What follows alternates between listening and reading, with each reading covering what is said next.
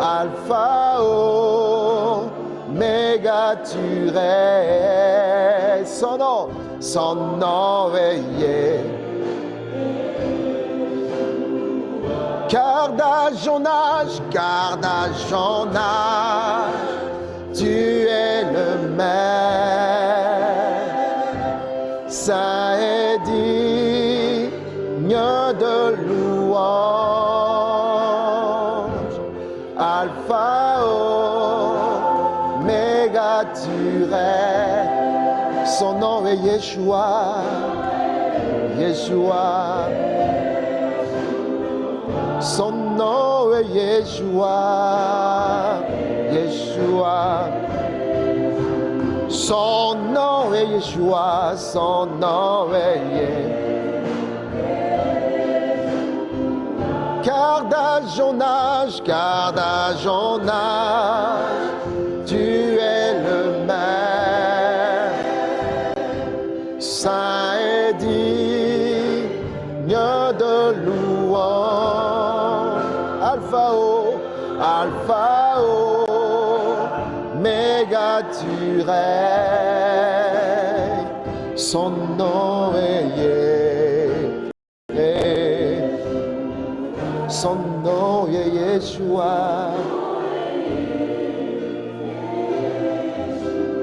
Yeshua, Yeshua, son nom est.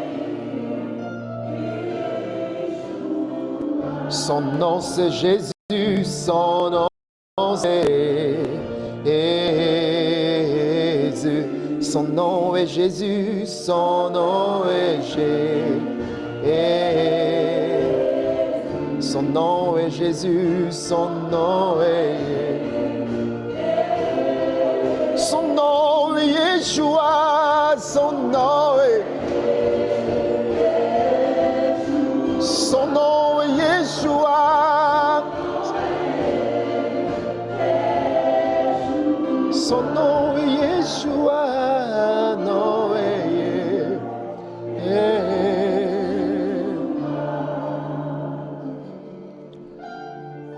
Au chef des chantres, sur la Gittite, Somme de David, l'Éternel notre Seigneur, que ton nom est magnifique sur toute la terre.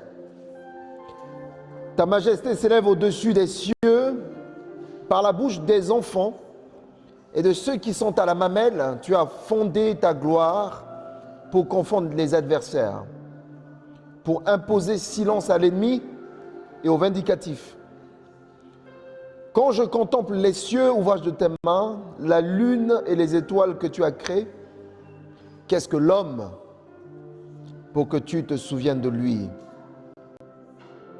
Et le Fils de l'homme pour que tu prennes garde à lui. Tu as fait de peu inférieur à Dieu. Tu l'as couronné de gloire et de magnificence. Tu lui as donné la domination sur les œuvres de tes mains. Tu as tout mis sous ses pieds, les brebis comme les bœufs et les animaux des champs, les oiseaux du ciel et les poissons de la mer, tout ce qui parcourt les sentiers des mers.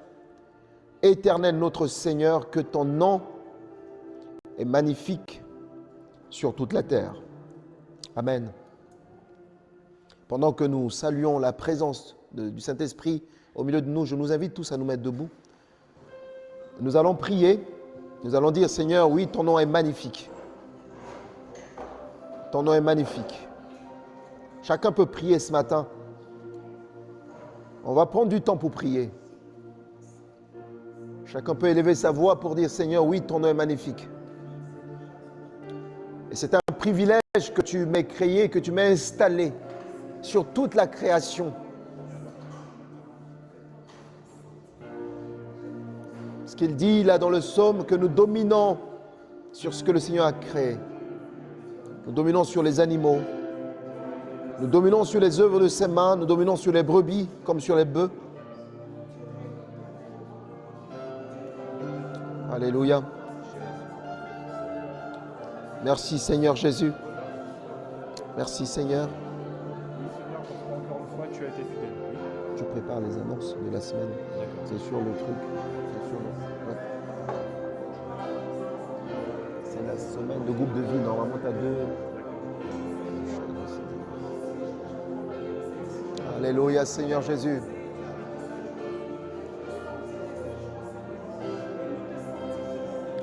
Merci, Seigneur Jésus.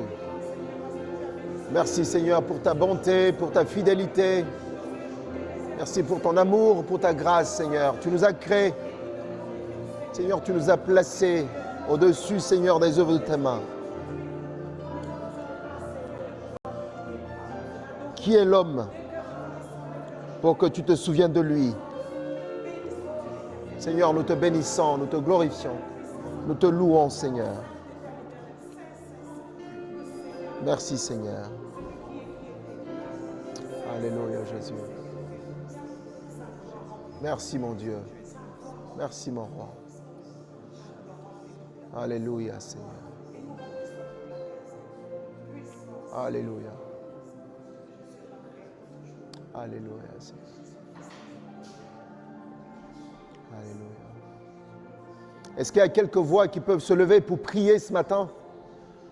Et que l'Église réponde Amen. Est-ce qu'il y a quelques voix qui se lèvent, qui peuvent se lever dans l'assemblée pour prier?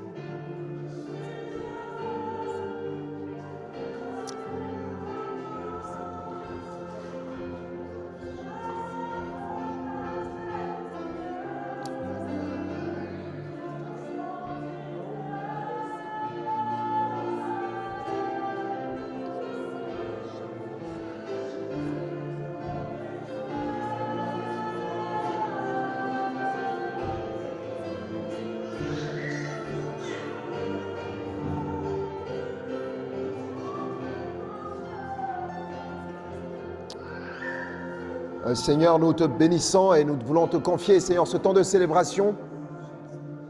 Merci Saint-Esprit parce que tu es au milieu de nous et tu vas te manifester encore ce matin. Merci Seigneur de préparer nos cœurs, nos pensées. Nous voulons maintenant, Seigneur, que nos pensées soient fixées et centrées sur toi. Et nous voulons, Seigneur, vraiment vivre ce temps, Seigneur, comme si c'était la première fois. Seigneur, viens reprendre sur nous, Seigneur, les fraîches ondées ce matin. Merci pour ta fraîcheur, merci pour ta présence. Par le Saint-Esprit, nous te bénissons, nous te glorifions. Au nom de Jésus. Amen. Amen.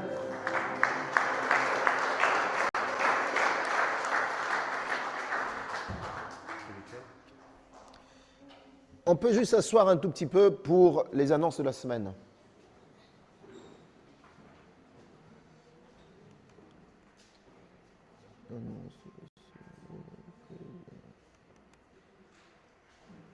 C'est celui-là, normalement.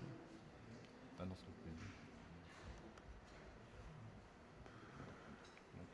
Tu le cliques dessus.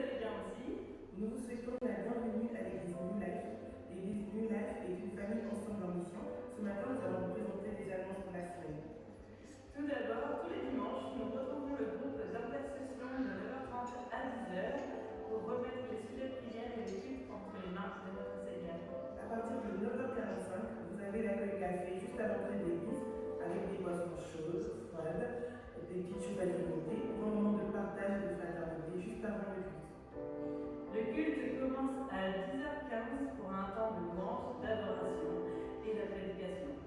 Dans le cadre de notre célébration, nous accueillons les enfants juste après la louange en garderie à partir de 0 à 5 ans et à l'école à partir de 6 ans à 14 ans. Donc les moniteurs viennent vers vous, vous avez rien à faire à ce moment-là, vous pouvez poser des questions si vous en avez. Il y a également une corbeille pour les offrandes qui passera dans l'assemblée. Donc pour ceux qui ont un cœur de donner, vous pouvez le donner à ce moment-là. Mais il y a également une caisse à l'entrée avec le RIB dessus. Et vous pouvez également y déposer vos offrandes. Et il y a le RIB qui s'affiche ici.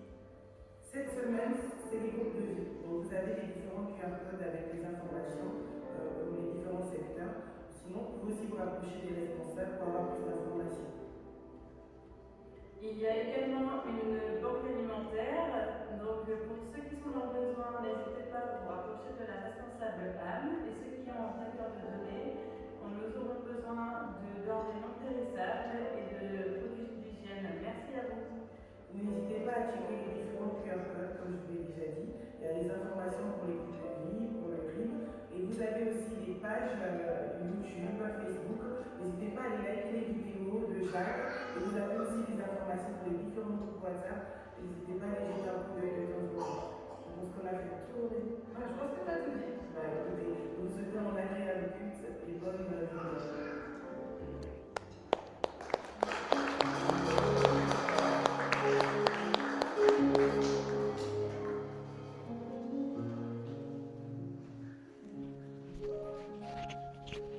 Bonjour à tous.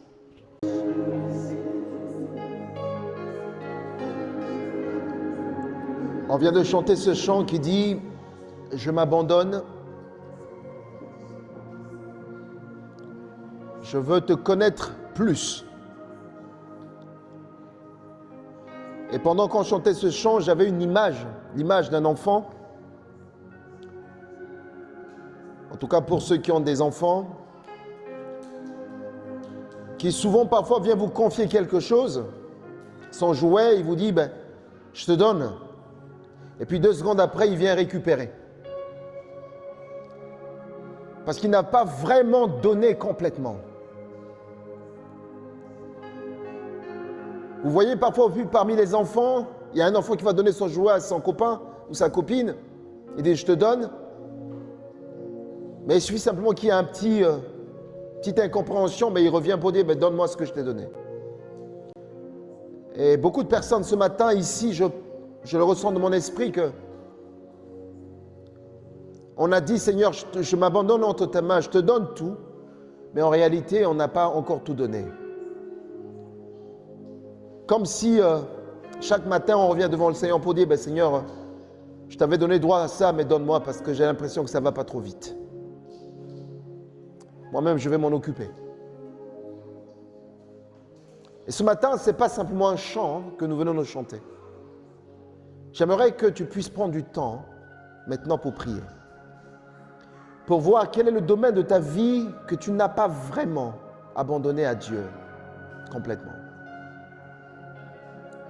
Quel est ce domaine-là que tu n'as pas complètement abandonné à Dieu? Chacun aujourd'hui sait au fond de lui quel est le point sur lequel il n'a pas encore décidé totalement de le donner à Dieu. Est-ce que c'est le contrôle de tes émotions? Est-ce que c'est ton corps? Est-ce que c'est ton langage? Est-ce que ce sont tes pensées? Parce que tu peux chanter comme on chante ce matin. Mais la Bible dit que ce peuple m'honore des lèvres, mais le cœur est tellement éloigné de moi. Et ce matin, nous voulons amener toutes ces choses devant le Seigneur. Est-ce que ce sont tes finances que tu n'arrives pas vraiment à abandonner entre les mains de Dieu? Toi, tu es toujours encore là dans la comptabilité. Par rapport à Dieu, par rapport à cela. Est-ce que c'est ta famille que tu n'arrives pas à abandonner entre les mains de Dieu? Est-ce que c'est ton travail? Est-ce que c'est ta santé? Chacun sait maintenant sur quel domaine il n'a pas abandonné. Et pendant que l'équipe de louange va continuer simplement avec une sourdine sur ce chant, j'aimerais que nous puissions prier Chacun. C'est un temps de vis-à-vis avec Dieu. Ne regarde même pas le voisin. Prie pour toi. Dis Seigneur, oui, c'est ce domaine-là que je n'arrive pas à laisser. Est-ce que c'est la sexualité? Est-ce que c'est la colère? Est-ce que c'est le mensonge? Est-ce que c'est le mépris de Dieu et des autres? Est-ce que c'est la paresse? Ce matin, le Seigneur veut qu'on puisse abandonner entre ses mains. Parce que c'est le seul qui nous transforme. Et le Seigneur veut faire du bien à plusieurs ce matin. Le Seigneur t'invite vraiment à expérimenter lorsque tu confies entre ses mains ce que tu appelles tiens. Parce que c'est à ce moment-là que tu pourras vraiment le connaître davantage et plus. Tu peux prier maintenant pour toi. Si c'est ta langue, tu dis Seigneur, je veux te confier ma langue, qui est plus virulente comme la langue de la vipère. Si ce sont tes pensées, tu dis Seigneur, je te les confie.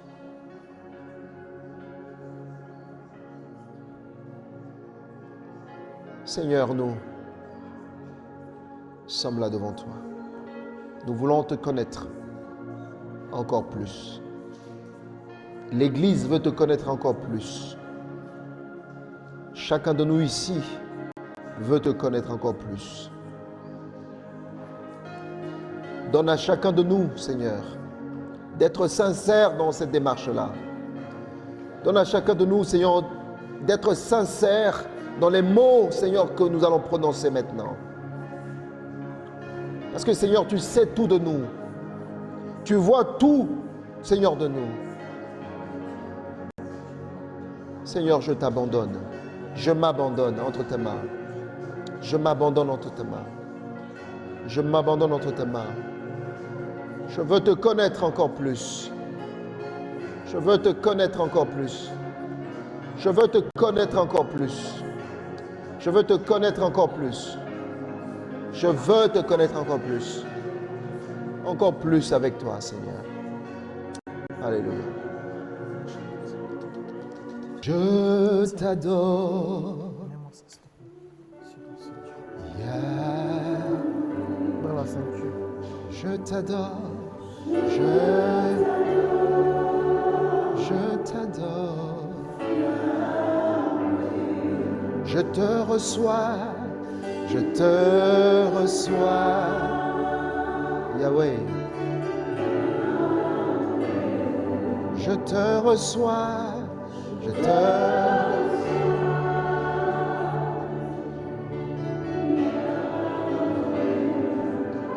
Amen. Amen. Amen. Qui est heureux de recevoir le roi de rois ce matin. Amen. Amen. Merci beaucoup. Merci beaucoup. Glad, merci. Tu commences à prendre des muscles. On le ressent, hein. Là, tu as mis beaucoup de personnes au chômage, là, hein, en ce moment. Amen. Sois béni. Amen. Ah. On était où? Oui. Quel privilège. Alors c'est vrai, c'est l'été, les gens sont en vacances. Donc les places sont vides, mais le Seigneur n'est pas en vacances. Donc partout où nous sommes, eh bien, nous adorons le Seigneur. Nos frères qui sont partis en vacances ou nos sœurs, ben, ils adorent le Seigneur là où ils sont, nous espérons. Et puis la salle est ouverte ici et nous recevons aussi ceux qui sont en vacances, hein, qui viennent ici pour louer Dieu, pour l'adorer. Amen. Est-ce qu'il y a des gens ici pour la première fois ou c'est la première fois qu'ils mettent pied ici dans cette salle? Gilbert? Ben, bienvenue Gilbert alors du coup. Hein? Amen.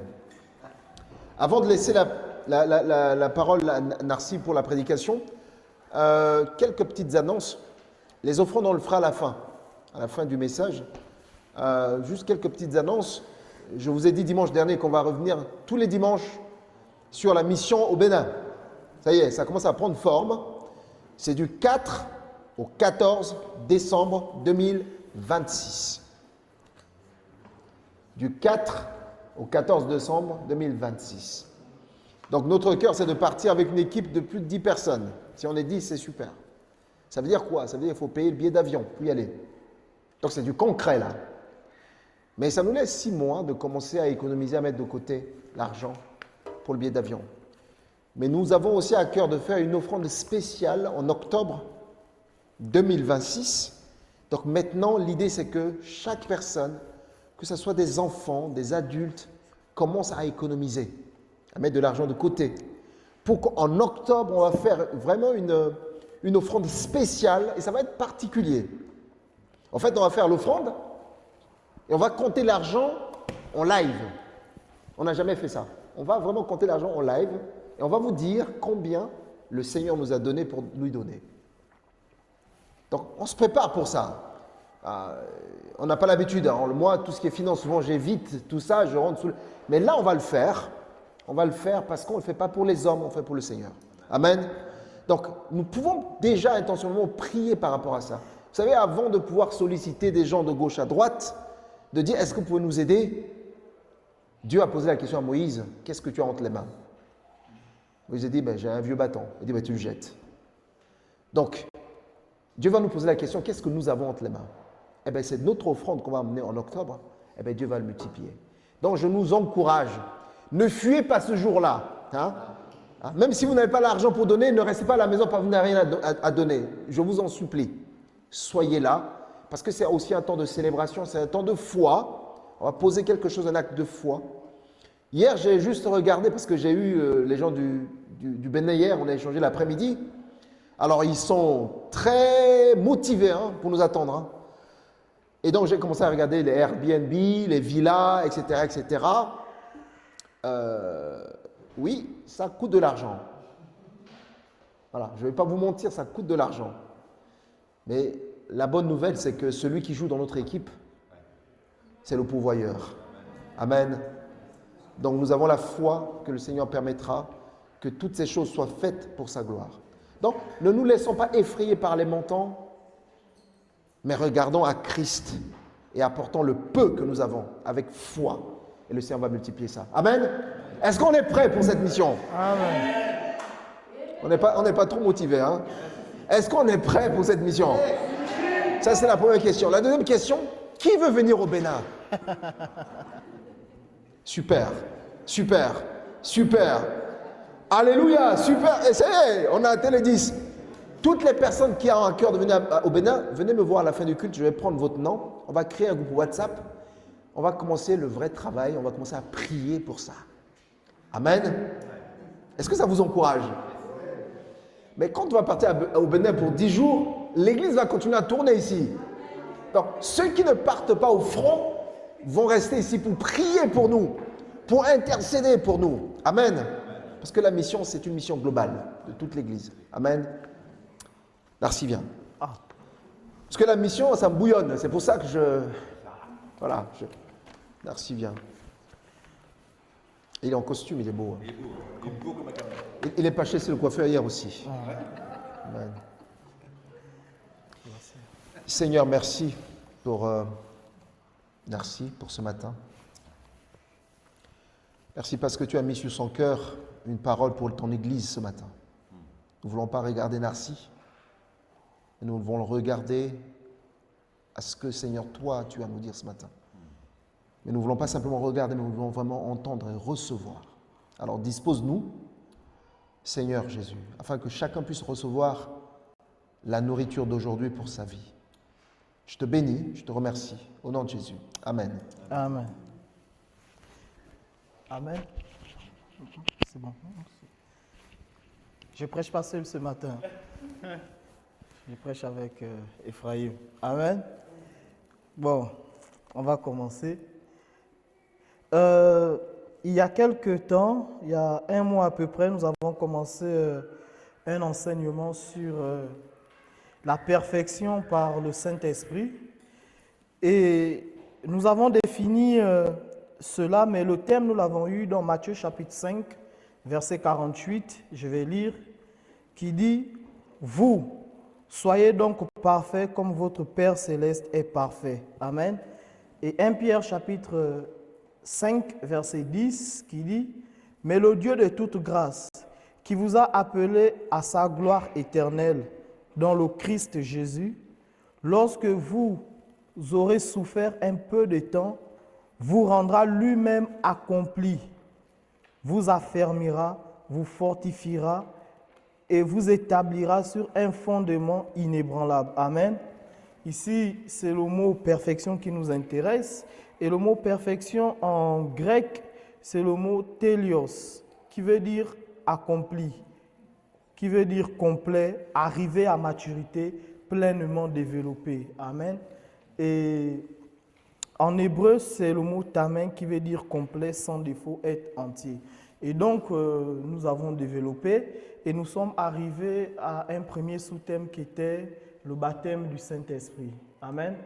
Et dans le baptême du Saint-Esprit, nous avons vu que lorsqu'on peut être baptisé du Saint-Esprit et ne pas être encore baptisé d'eau, vice-versa. Et nous avons vu que lorsqu'on reçoit le Saint-Esprit ne vient pas seul. Il nous donne des capacités. Donc, en d'autres termes, nous avons des dotations de la part de Dieu par le Saint-Esprit. Amen. Et nous sommes aujourd'hui à notre deuxième sous-thème qui est les dons spirituels. Donc, notre sous-thème d'aujourd'hui, c'est les dons spirituels, les dons du Saint-Esprit pour le service. C'est le thème. Dieu nous a donné son esprit pour faire l'œuvre de Dieu. Mais on ne fait pas l'œuvre de Dieu juste en écoutant le Saint-Esprit. Dieu nous a fait grâce en nous donnant le Saint-Esprit et le Saint-Esprit, par le Saint-Esprit, nous avons des dons. Lorsqu'on parcourt les Écritures, nous nous rendons compte qu'il y a plusieurs types de dons. Il y a les dons du ministère, il y a les dons des services, il y a aussi les dons vocaux, les dons des révélations et tous ces dons-là. Mais aujourd'hui, nous allons parler spécifiquement des dons qui se trouvent dans 1 Corinthiens chapitre 12. Amen. Et j'aimerais lire d'abord Actes chapitre 4, Actes chapitre 1, versets 4 à 5.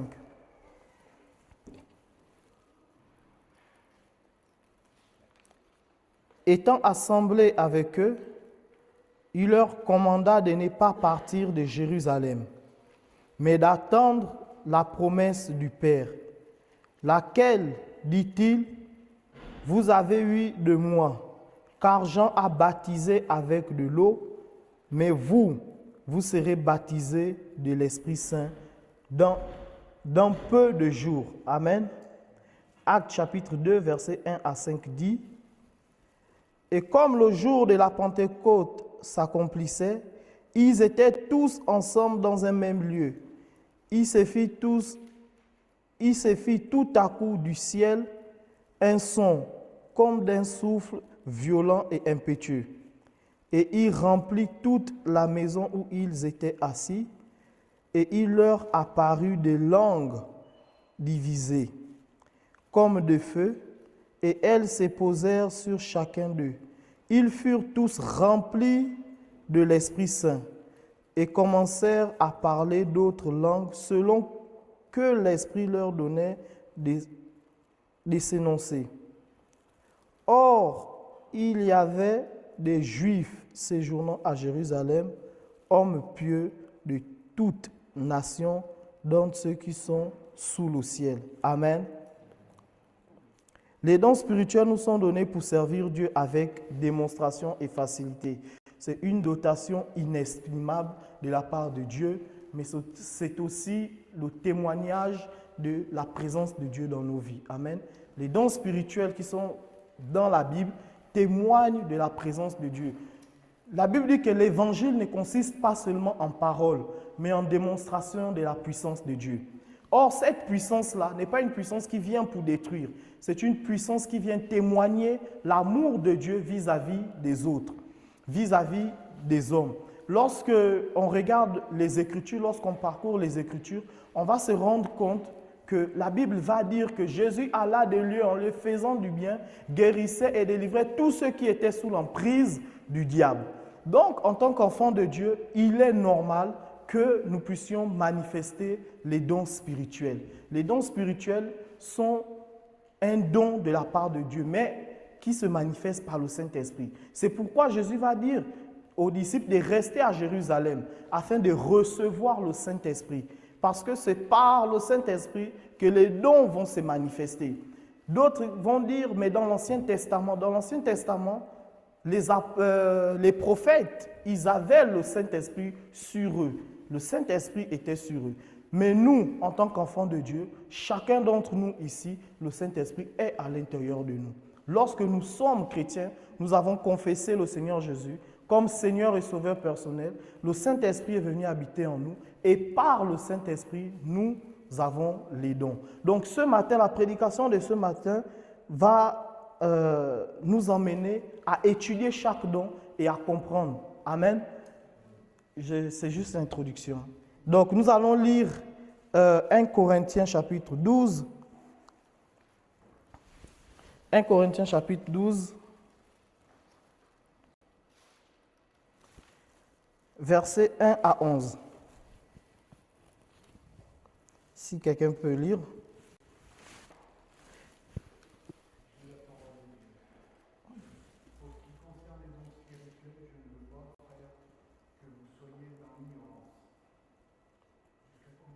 Jusqu'à 11. Ou je peux aider. Hein? Oui. Vous savez que lorsque vous étiez païen, vous vous laissiez entraîner vers les idoles muettes selon que vous étiez conduits. C'est pourquoi je vous déclare que nul, s'il parle par l'Esprit de Dieu, ne dit Jésus est anathème, et que nul ne peut dire Jésus est le Seigneur, si ce n'est par le Saint-Esprit. Amen. Je vais lire le verset 4. Il y a diversité de dons, mais le même esprit. Diversité des ministères, mais le même Seigneur. Diversité d'opérations, mais le même Dieu qui opère tout en tous. Or, à chacun, la manifestation de l'Esprit est donnée pour l'utilité commune. En effet, à l'un est donné par l'Esprit une parole de sagesse, à un autre une parole de connaissance selon le même Esprit, à un autre la foi par le même Esprit, à un autre le don des guérisons par le même Esprit, à un autre le don d'opérer des miracles, à un autre la prophétie, à un autre le discernement des esprits, à un autre la diversité des langues, à un autre l'interprétation des langues. Un seul et même Esprit opère toutes ces choses, les distribuant à chacun en particulier comme il veut. Amen. Je vais lire le dernier verset, le verset 31 du même chapitre qui dit « Aspirez aux dons les meilleurs, et je vais encore vous montrer une voie par excellence. » Amen. On se rend compte ici qu'il y a 9 dons ici. Et le dernier verset nous dit « Aspirez aux dons les meilleurs, et je vais encore vous montrer une voie par excellence. » Lorsque on lit tout le chapitre, on se rend compte qu'au premier verset, il est dit « Pour ce qui concerne les dons spirituels, je ne veux pas, frère, que vous soyez dans l'ignorance. » Paul commence par là. Pourquoi? Parce que donc il s'est rendu compte qu'il y a des gens qui ignorent qu'il y a les dons spirituels. Or, s'il y a ignorance, tu ne peux pas manifester ces dons. Si tu ignores les dons spirituels, tu ne peux pas, pouvoir te déployer pleinement dans la vie chrétienne. Pourquoi? Parce que les dons spirituels nous aident aussi en tant que chrétiens à pouvoir nous perfectionner, à pouvoir nous bâtir, à pouvoir être encouragés. Et donc, Paul met l'accent là-dessus, sur l'ignorance. 1. 2, il dit aspirer aux dons. Donc, ça veut dire que pour avoir les dons, on peut les désirer. Il faut donc aspirer. Donc, sortir de l'ignorance, 2, aspirer. Maintenant, j'ai une question en tant que chrétien, en tant qu'enfant de Dieu. Qui ici aspire aux dons spirituels? Qui ici aspire aux dons spirituels? Amen. Je crois pleinement qu'au terme de cette prédication, nous allons tous désirer les dons spirituels et vouloir les manifester pour que l'évangile soit pleinement répandu non seulement dans la ville de Roanne, dans nos familles, mais dans toute la France et dans les extrémités de la terre. Amen. Je vais lire Romains chapitre 1, versets 9 à 12.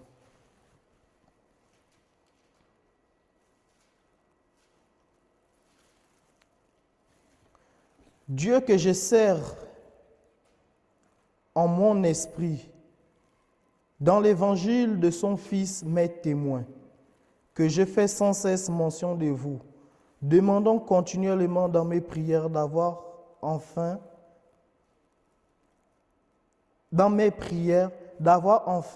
par sa volonté, le bonheur d'aller vers vous. Car je désire vous voir pour vous communiquer quelques dons spirituels, afin que vous soyez, affermis. 2, il dit, afin que vous soyez affermis. 2, ou plutôt, afin que nous soyons encouragés ensemble au milieu de vous par la foi qui nous est commune à nous et à moi. C'est Paul qui parle ici. Donc on se rend compte que les dons affermissent, les dons encouragent. Amen. Amen. Donc, les dons, il ne s'agit pas seulement de venir à l'église, d'écouter la parole de Dieu.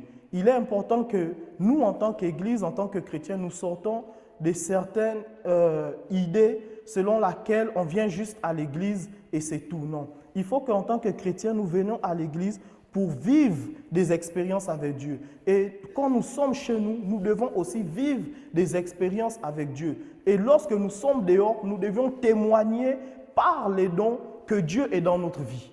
Amen. Et cela passe d'abord à l'intérieur de nous parce que le Saint-Esprit, il est d'abord à l'intérieur de nous. Lorsqu'il est à l'intérieur de nous, ça veut dire Dieu qui est en nous, donc travaille au-dedans de nous. Il nous encourage à l'intérieur, il nous fortifie, il nous affermisse à l'intérieur. Et Dieu, donc l'Esprit sur nous, c'est la capacité à pouvoir transmettre aux autres quelque chose venant de la part de Dieu. C'est la capacité à prier pour des malades, la capacité par exemple, là, à prêcher aujourd'hui. C'est l'Esprit de Dieu sur moi qui m'emmène à prêcher. La Bible dit que c'est poussé par l'Esprit que les hommes ont parlé de Dieu, de sa part. Amen. Donc, c'est un don. Amen. Amen. Et je vais commencer. Nous avons 3 catégories. Les dons sont placés en 3 catégories. Nous allons commencer par la première catégorie, les dons des révélations. Dans les dons des révélations, il y a le don des sagesse, il y a la parole des connaissances et il y a le don des discernements. Amen. Et mon frère Ephraim va m'aider. Premier don, le don des sagesses. C'est la capacité de donner, la capacité que nous donne l'Esprit, la capacité que l'Esprit nous donne d'avoir une direction. Donc le Saint-Esprit va nous parler par rapport à une situation et il nous donnera une direction à suivre. Amen. Mais la capacité à mettre, ce n'est pas une révélation où on reçoit juste de Dieu, non. C'est la capacité plutôt à mettre en pratique ce que Dieu nous a dit. D'accord? Donc, ça veut dire, lorsque vous venez, par exemple, je vais prendre un exemple, vous venez voir Marien par rapport à une situation et il va vous donner, par exemple, des orientations. Mais sans se rendre compte, il peut être en train de manifester le don de sagesse. Parce qu'il va juste il va donner des orientations et c'est à toi de comprendre. Et parfois, tu mets ces orientations en pratique et ça marche. Pourquoi? Parce que ces orientations-là viennent de la part de Dieu. Amen. Et pendant que nous allons voir ces dons, pendant que nous allons les expliquer, certainement nous allons nous retrouver dans les dons que nous avons. Peut-être nous les ignorons, mais aujourd'hui, par grâce, nous allons mieux les comprendre. Amen. Et donc, j'aimerais que nous puissions lire Genèse chapitre 41, versets 38 à 41. Vas-y, Ephraim. Et Pharaon dit à ses serviteurs, trouverions-nous en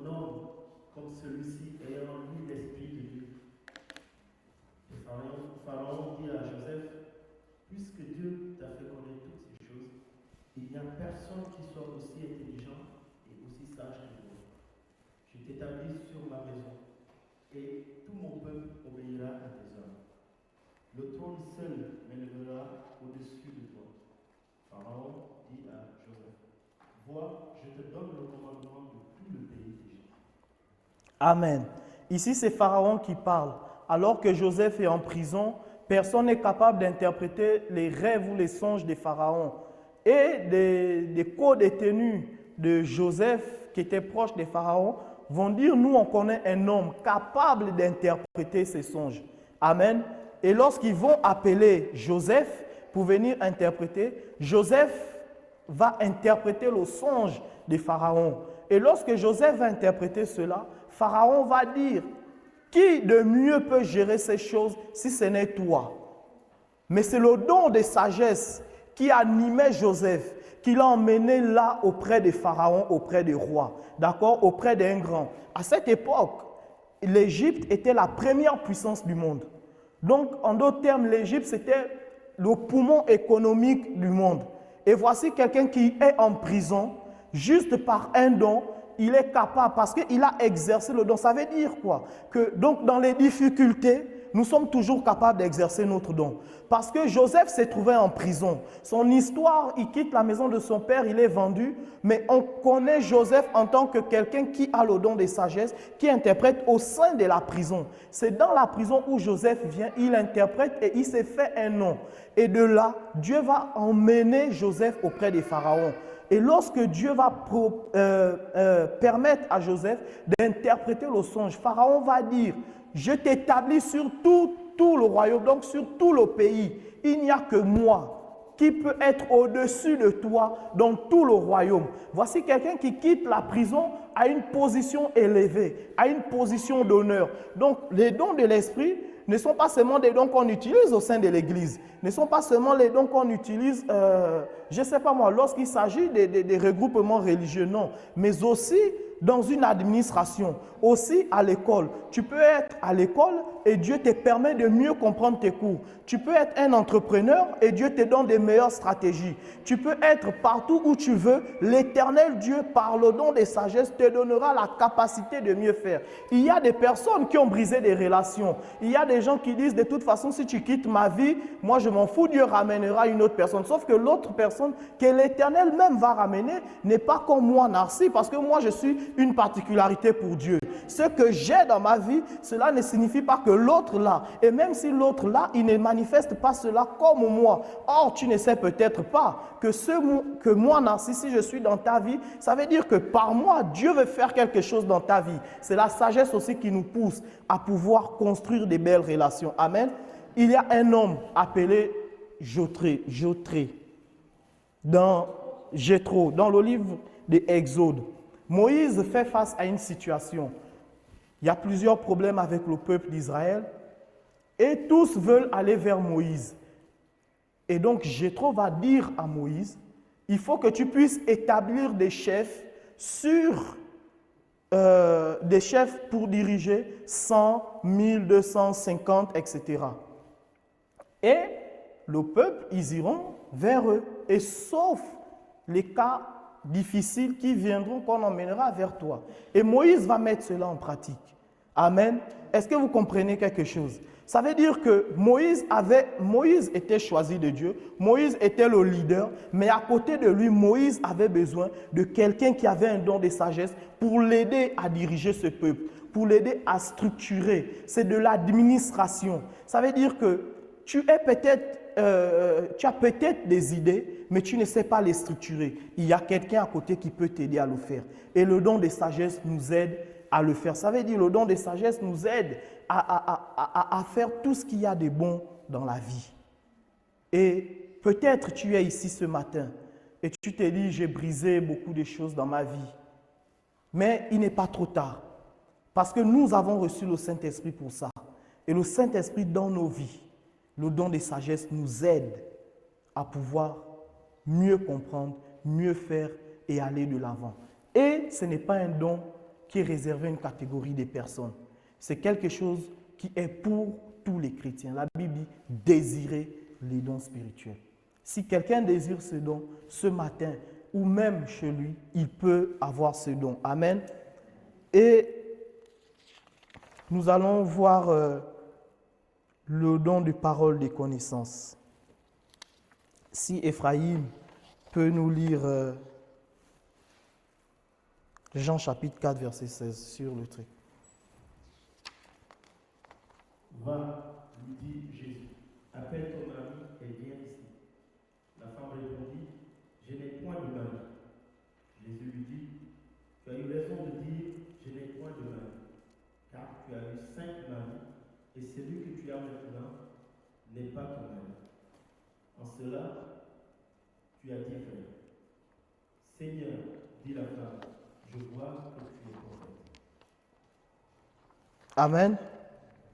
Ici, c'est Jésus qui parle à une dame qui a eu plusieurs maris. Mais la question qu'on se pose, comment Jésus a fait pour savoir?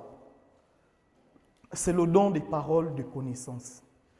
Le don des paroles de connaissance, c'est une manifestation spécifique donnée par le Saint-Esprit concernant un besoin, une situation particulière. Il parle souvent des événements passés. Vous savez, le don des paroles de connaissance souvent révèle les choses qui se sont déjà produites. Mais en même temps, ça aide aussi à mieux se projeter sur l'avenir. Ici, Jésus parle à cette femme. Il relate la vie de cette femme. Et cette femme va dire, non, tu es un prophète. Mais ici, nous pouvons désirer ce don-là. Il y a dans la Bible, dans le livre de Rois, chapitre 6, un homme appelé Élisée. Un homme appelé Élisée. La Bible dit que lorsque Israël est rentré en guerre, Israël était en guerre, le roi adverse, tout ce qu'il parlait dans sa chambre, Dieu révélait cela à Élisée. Ça veut dire quoi? Que tu peux être chez toi, Dieu te révèle ce que quelqu'un est en train de faire ailleurs. Je vais vous rendre un témoignage. Il y a de cela quelques temps, j'ai parlé avec une personne et le Seigneur va me révéler ce que cette personne pensait de moi. Et alors, je vais le dire à quelqu'un. Je vais dire, tu sais, X pense ça de moi, ça. Et un jour, je vais parler avec la personne, on parle comme ça. Et la personne à qui moi je m'étais confié aussi était présente. Et l'autre va dire tout ce que moi j'avais dit. Donc, en fait, je viens voir Marien, je parle avec Marien, et Hervé, ce qu'il pense de moi, donc on se retrouve à trois, on raconte, et Hervé, lui, il va tout dire. Mais sauf que moi, je l'ai déjà dit à Marien. Ça, c'est le don des paroles, des connaissances. Ça veut dire, Dieu te fait savoir ce que l'autre pense, ce que quelqu'un pense. Mais le don des paroles, des connaissances, on ne l'utilise pas pour détruire les gens ou pour inspecter les autres. Les dons ne sont pas là pour ça. Les dons sont là pour servir Dieu, servir les autres.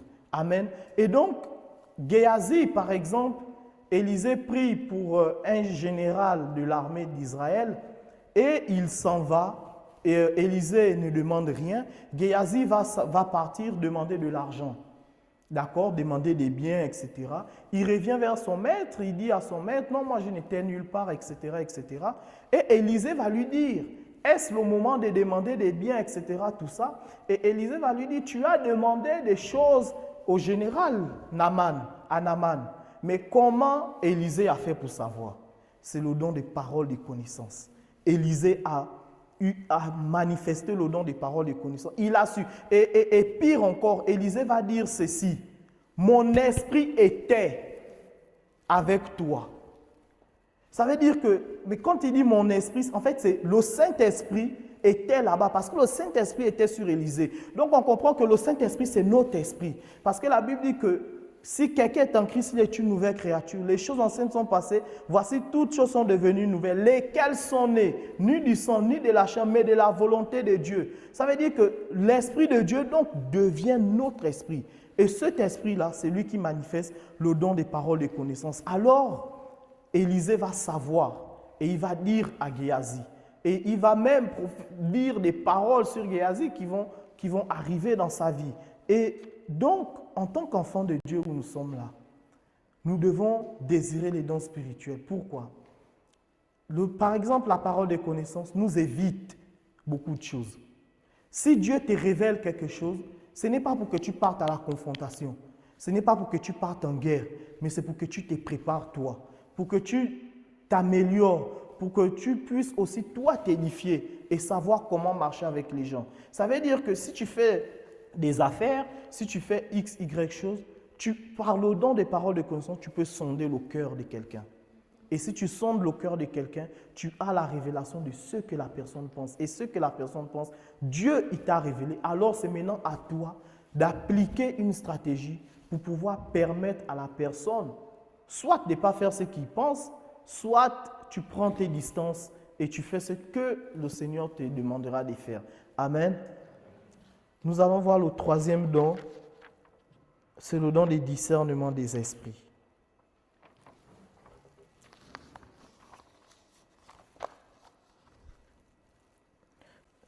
Le don des discernements des esprits. C'est la capacité de pouvoir connaître la source d'une manifestation sur le plan spirituel ou humain et même du comportement d'une personne. C'est la capacité de pouvoir connaître la source d'une manifestation sur le plan spirituel ou humain. Amen. Je vais lire 1 Jean chapitre 4, versets 1 à 2.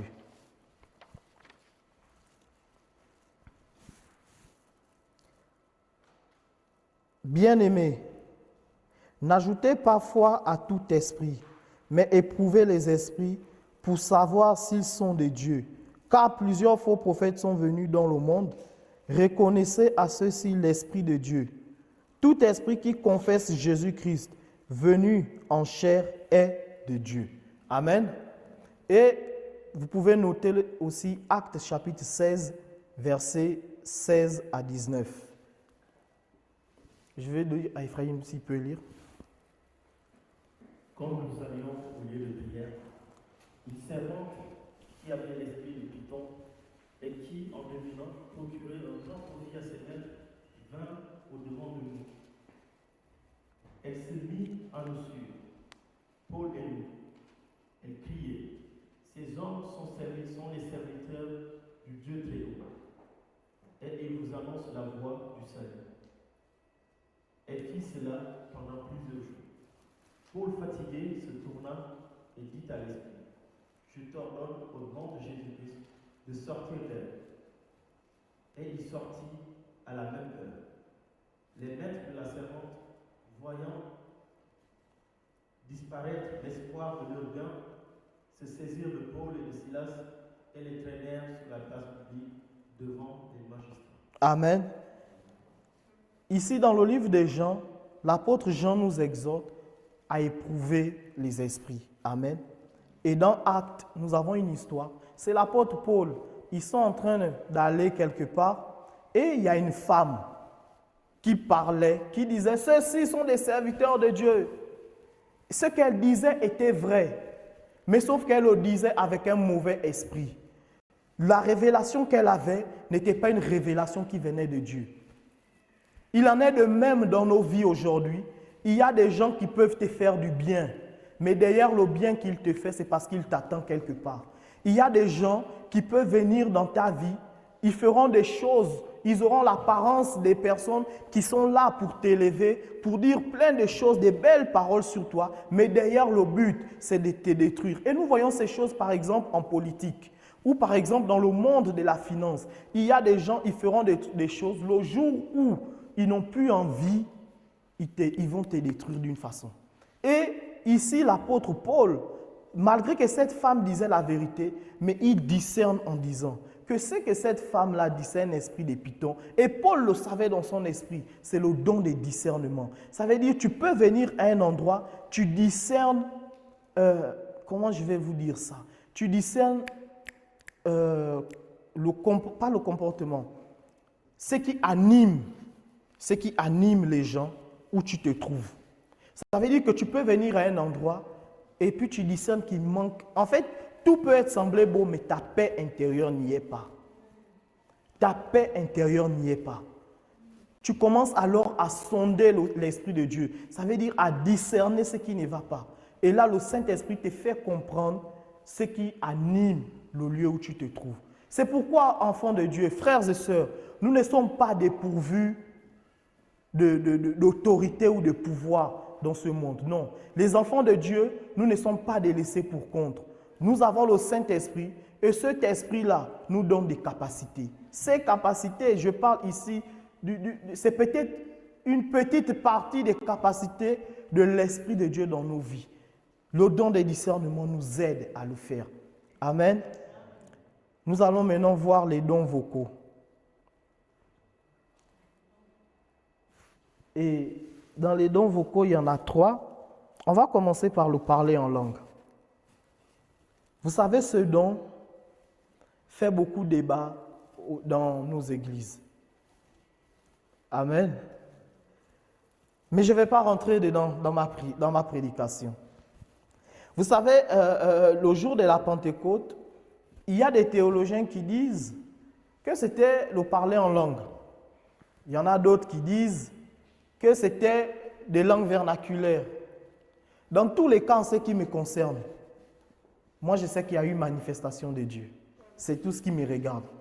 Donc, le débat qu'il y a, je ne vais pas rentrer dedans parce que Dieu ne m'a pas révélé ça. Je ne vais pas vous mentir que Dieu m'a dit, il ne m'a pas dit. Amen. Donc, on va lire 1 Corinthiens 14, verset 2.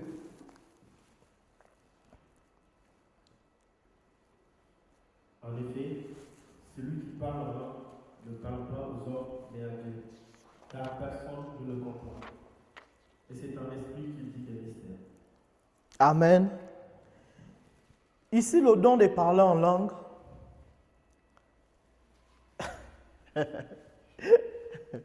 Il y en a qui disent non, c'est du charabia. Moi, je ne comprends pas ça. Mais ce n'est pas vrai. Ce n'est pas du charabia. Et il y en a qui disent mais j'arrive pas. Moi, je vais prendre mon cas. On n'a pas prié pour que je parle en langue. C'est la grâce que j'ai eue. Moi, on n'a pas prié pour moi pour que je prie en langue.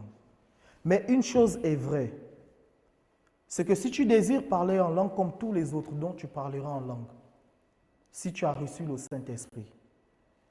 Et pourquoi il est important de parler en langue? La Bible dit, en effet, celui qui parle en langue ne parle pas aux hommes, mais à Dieu, car personne ne le comprend. Et c'est en esprit qu'il dit des mystères. Amen. Ça veut dire que quand tu pries en langue, quand tu manifestes le parler en langue, tu ne parles pas aux hommes, mais à Dieu. Tu dis des mystères. Et ces mystères-là, la Bible dit, vous savez, ce sont les choses que l'oreille n'a pas entendues, que les hommes naturels ne comprennent pas, mais Dieu il sait. Ça veut dire que les mystères dont toi tu es en train de dire, ce ne sont pas des mystères seulement qui concernent tout le monde. Ça peut être des mystères qui concernent ta vie. Ça veut dire que pendant que tu pries en langue, tu es en train de te construire toi. Tu es en train de te bâtir à l'intérieur de toi. Tu es en train de lever quelque chose dans ta vie. La Bible, quand nous parlons en langue, nous sommes en train de construire. C'est comme si tu étais en train de construire un édifice. Un édifice de quoi? Des mystères de Dieu dans ta vie. Et ces mystères-là, quand tu les sondes, Dieu te révèle. Et quand Dieu te révèle ces choses, ça devient comme une prophétie dans ta vie. Ça devient des acquis pour toi. C'est des choses, parfois tu peux venir à l'église, on ne va pas prophétiser pour toi. Moi qui prêche ici, je veux vous dire, on n'a jamais prophétisé pour moi à l'église. Jamais. Au grand jamais. Mais j'ai reçu des paroles de Dieu en priant en langue. J'ai appris à connaître des choses en priant en langue. Parce que le Seigneur me parle. Il y a des moments où je peux prier. Par exemple, je vais prier en français parce que je ne parle pas anglais. Je vais prier en français. Et en priant en français, l'Esprit de Dieu peut m'emmener à prier en langue. Parfois, nous nous mettons à intercéder en langue pour quelqu'un. On ne comprend pas pourquoi on intercède. Parfois même, tu peux prier en langue. La Bible dit que ton intelligence demeure stérile, mais c'est ton esprit que tu dis des mystères. Donc, ça veut dire que tu élèves une prière. Ça veut dire que tu quittes la dimension humaine et tu prends maintenant ta dimension des fils de Dieu. Et c'est un langage qui est à nous. Pourquoi? La Bible dit que nous sommes assis dans les lieux célestes en Jésus-Christ. Et ce langage-là, c'est le langage de notre royaume. La Bible dit nous sommes sommes dans ce monde, mais nous ne sommes pas de ce monde. Et la Bible déclare que nous sommes la lumière du monde. Et pour manifester cette lumière-là, on prie en langue. Ça veut dire chaque fois que tu pries en langue, il y a de l'éclat qui arrive dans ta vie. Il y a de l'éclat autour de toi. Les gens, ils ne comprennent pas. Mais comment ça se passe? Non, c'est parce que toi, tu as connu un secret. Et ce secret-là, c'est le parler en langue, où tu es capable d'aller sonder dans ton esprit quelque chose venant de Dieu pour pouvoir venir devant les gens et l'exploiter. Amen. Je parle. Amen. On va parler maintenant du don, l'interprétation des langues.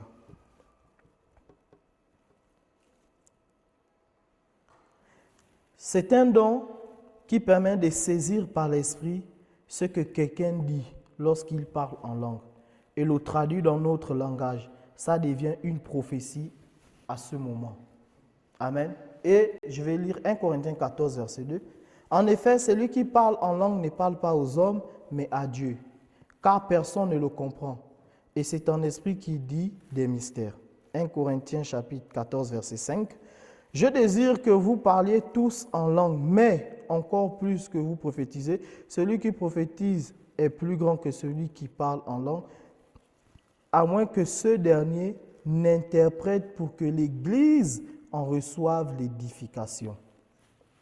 Ça veut dire que moi, Narcisse, si je prie en langue, quelqu'un qui a le don de l'interprétation des langues est capable de dire ce que moi je suis en train de dire. Je vais prendre un exemple. Moi, par exemple, si je prie en langue, Dieu m'a fait grâce de comprendre ce que moi je suis en train de dire. Je n'ai pas encore franchi le cap où si Saturnin il prie en langue, je comprends, je peux interpréter, que Dieu me fasse grâce. Mais je comprends ce que moi j'ai dit. Et alors, si Saturnin il prie en langue et que moi je viens, j'interprète, ça devient une prophétie. Et déjà même quand on prie en langue, si ça devient une prophétie de la part de Dieu, vous savez, ça veut dire que c'est quelque chose de bon, de glorieux, de merveilleux qui va arriver. Parce que dans les temps où nous sommes, je ne crois pas à une prophétie de la part de Dieu qui vise à nous détruire. Car nous sommes quand même en Jésus-Christ, étant réconciliés. La Bible dit, n'imputons point au monde leur offense, mais il nous a donné quoi? Le ministère de la réconciliation. Donc, en tant que réconciliés, Dieu ne va pas nous donner aujourd'hui une prophétie qui va détruire nos vies. Il y a Christ, notre avocat, auprès de lui. Amen. Donc, on peut aussi désirer ce don-là. Nous allons parler du don de la prophétie.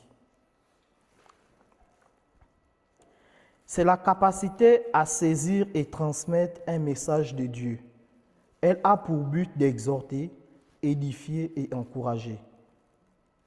Elle permet de prédire des événements du présent et surtout du futur par l'inspiration du Saint-Esprit. Amen. Je vais lire Romains avant qu'Ephraïm ne m'aide. J'aimerais lire Romains chapitre 12, verset 6.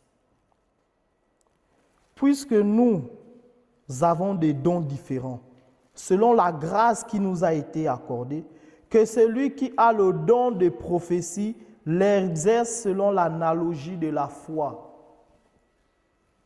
Ça veut dire, ici, on met l'accent spécifiquement sur le don de la prophétie. Pourquoi? Parce qu'il y a des menteurs, il y a des manipulateurs, il y a des gens qui connaissent un peu ta vie. Moi, écoutez, si quelqu'un vient moi, je connais Joyce, je connais Ephraïm, je connais Keren. Moi, je peux venir là, j'ai fait quelque chose. Je n'ai jamais fait ça. Et puis, ça fait comme si c'était une prophétie. Je parle de quelque chose sur Ephraïm.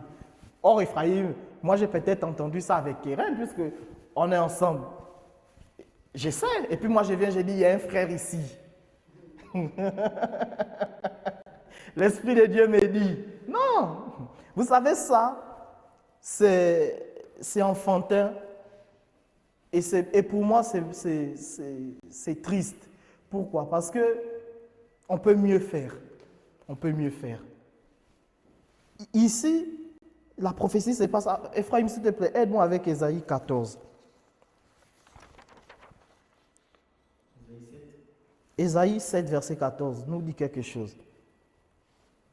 C'est pourquoi le Seigneur lui-même vous donnera ainsi. Voici la Vierge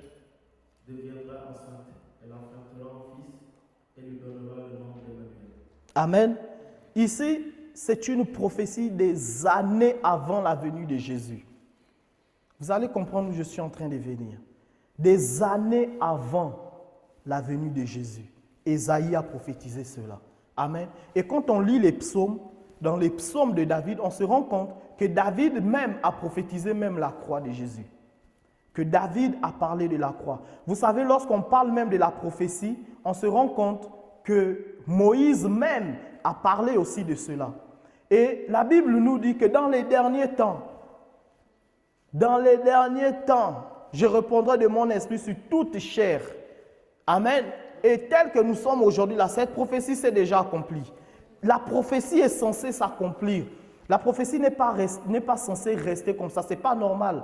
Il y a un homme, par exemple, dans la Bible qu'on appelle Daniel, qui s'était rendu compte qu'il y avait une prophétie qui était déjà passée. Le temps était déjà passé, le temps de l'accomplissement que Dieu avait marqué était déjà passé. Daniel s'est rendu compte en sondant les Écritures que c'est passé.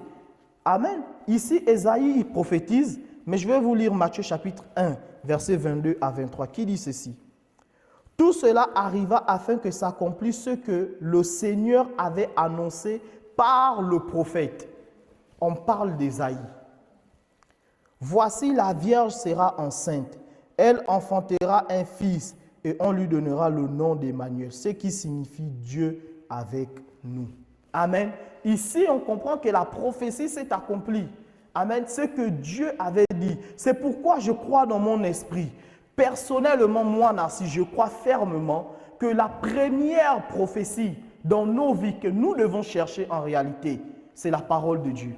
C'est la prophétie par excellence. Et je ne crois pas, moi, dans ma vie, une prophétie qui ne cadre pas avec les Écritures. Je ne vais pas la prendre.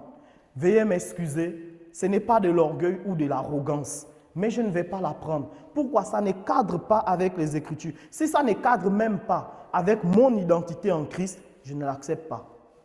Parce que si ça ne cadre pas avec mon identité en Christ, c'est que ce n'est pas pour moi. Parce que ce qui est pour moi est censé aller avec qui je suis en Christ. Et ce que je suis en Christ, c'est ce que Dieu lui l'a dit. Amen.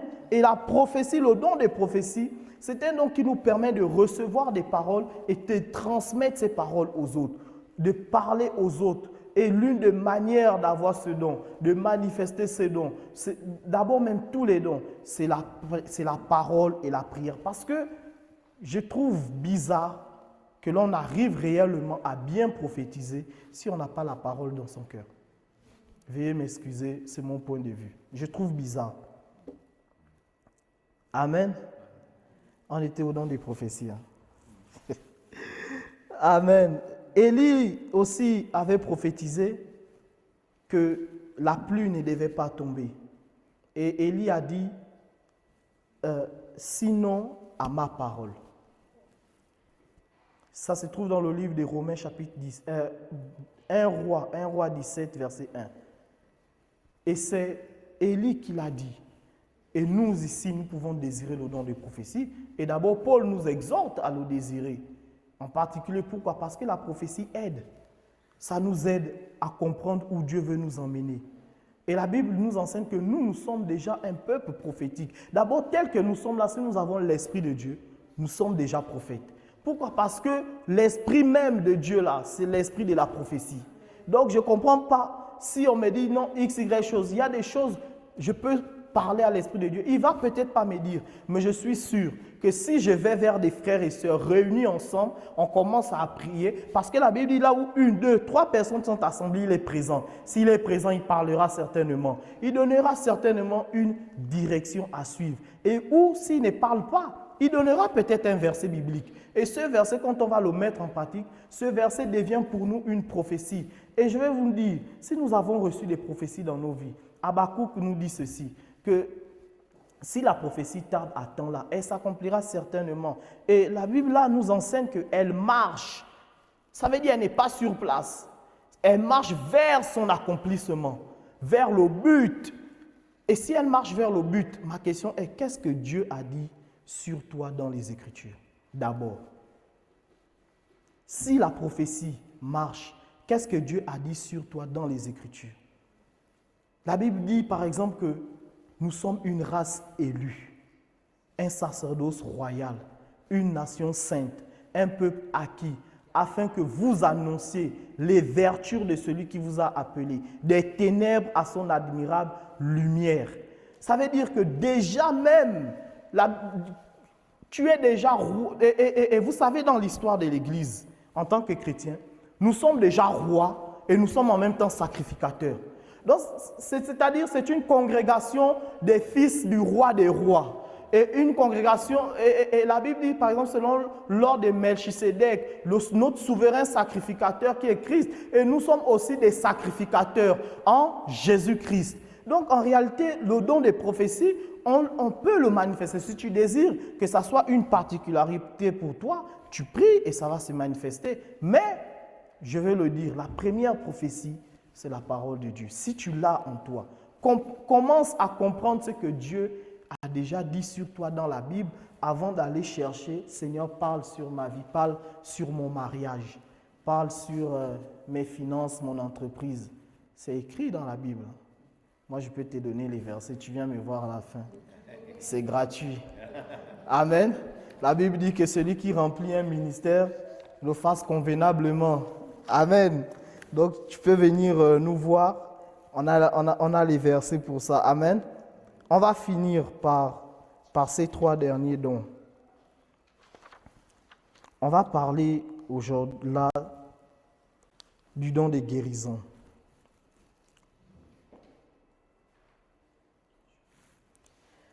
On va parler du don de guérison. Nous sommes dans les dons de puissance. Grand titre, don de puissance. Il y en a 3. On va commencer par le don de guérison. C'est une capacité spécifique accordée pour des besoins de santé physique, mentale, morale et morale pour confirmer le message de l'évangile de Jésus-Christ. Amen. Matthieu chapitre 8, versets 16 à 17. Je vais lire.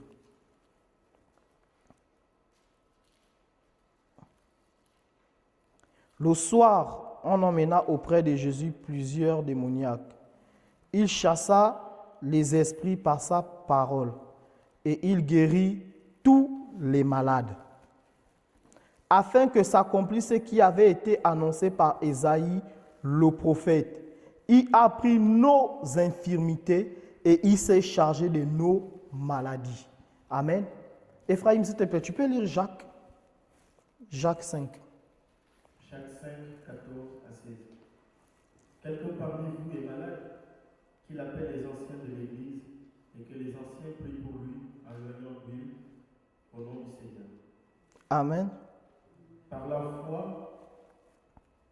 la prière de la foi sauvera le malade et le Seigneur le relèvera.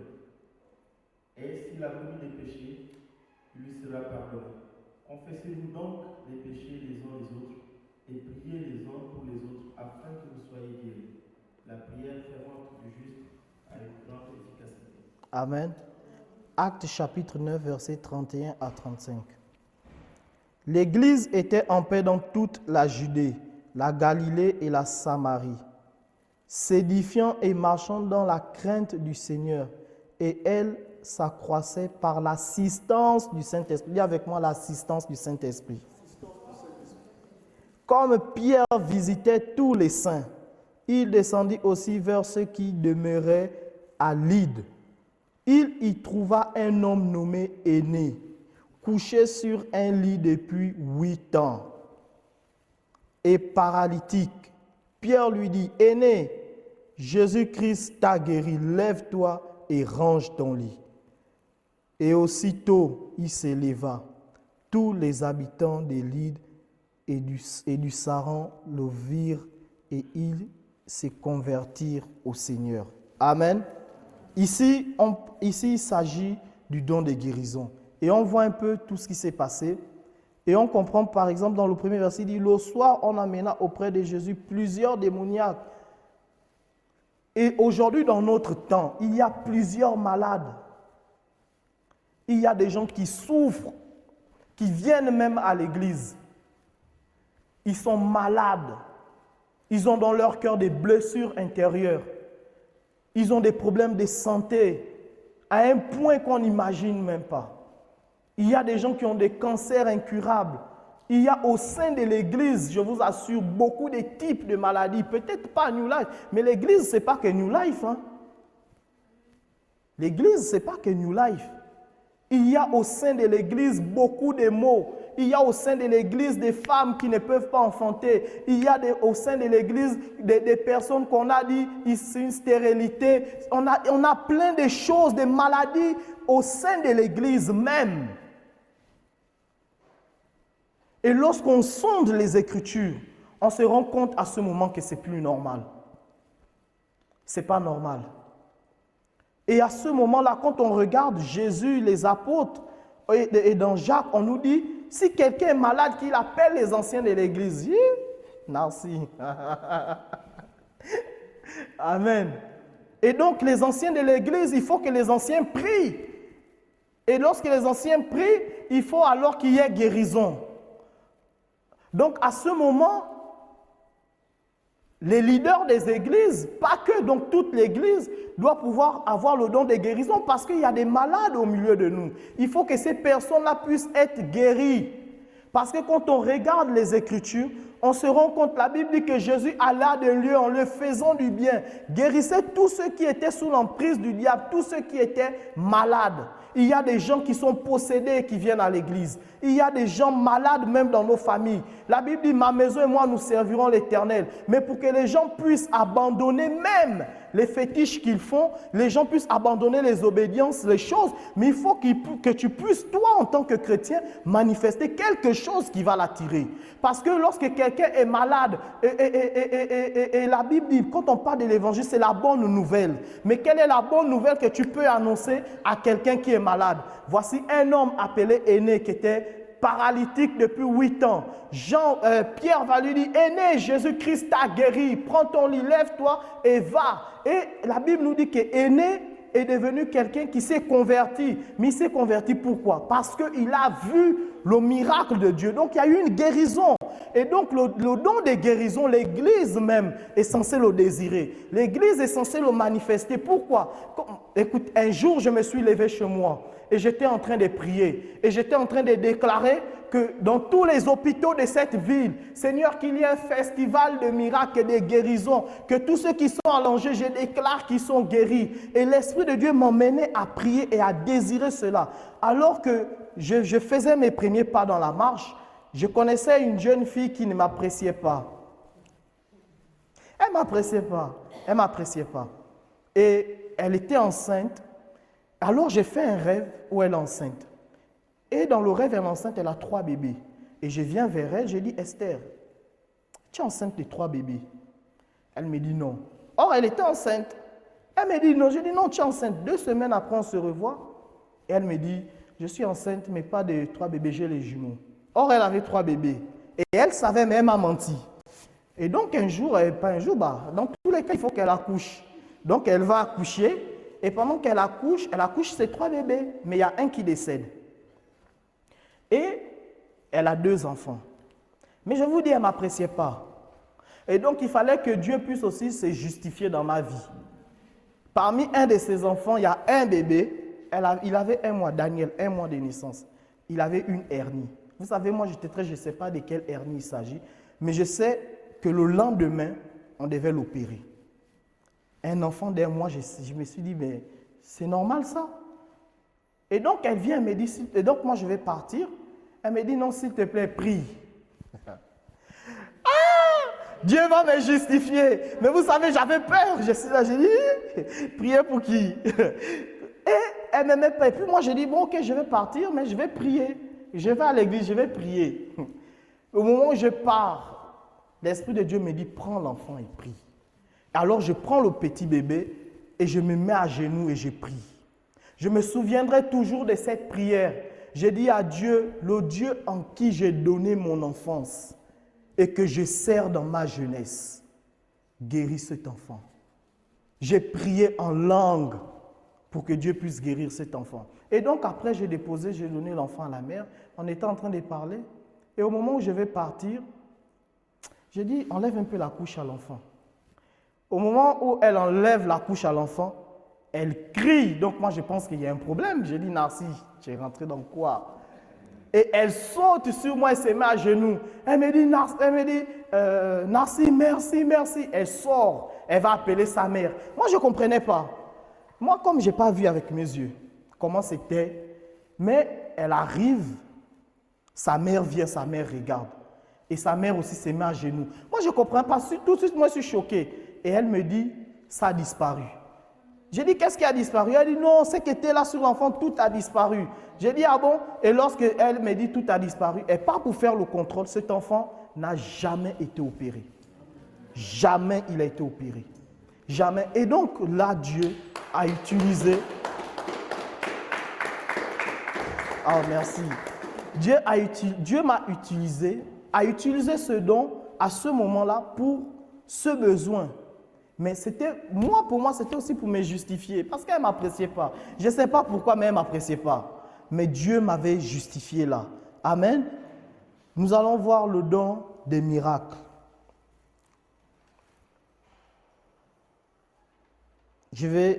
C'est une capacité que donne le Saint-Esprit pour accomplir des œuvres surnaturelles, afin de démontrer l'autorité et la grandeur de Dieu. Amen. Est-ce qu'Ephraïm peut nous lire Acte 4, versets 30 à 31? En étendant ta main pour qu'il fasse des guérisons, des miracles et des prodiges, par le nom de ton serviteur Jésus. Quand tu eus prié, le lieu où ils étaient assemblés trembla.